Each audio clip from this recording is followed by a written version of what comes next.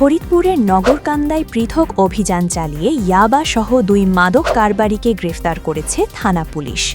বুধবার ১৫ এপ্রিল সন্ধ্যায় উপজেলার বিভিন্ন স্থানে অভিযান চালিয়ে তাদের আটক করা হয়।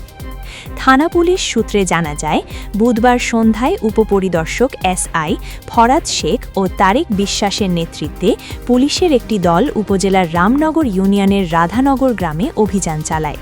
এ সময় ১০ পিস ইয়াবাসহ জিয়া ফকির নামের এক যুবককে গ্রেফতার করা হয়।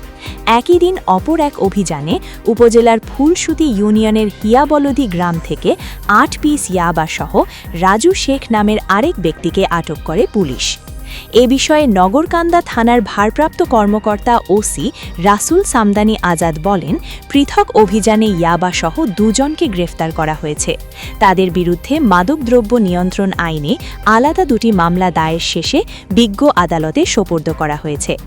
মাদক নির্মূলে পুলিশ কঠোর অবস্থানে রয়েছে উল্লেখ করে তিনি আরও জানান, সমাজ থেকে মাদক দূর করতে পুলিশের এ ধরনের অভিযান আগামীতেও অব্যাহত থাকবে।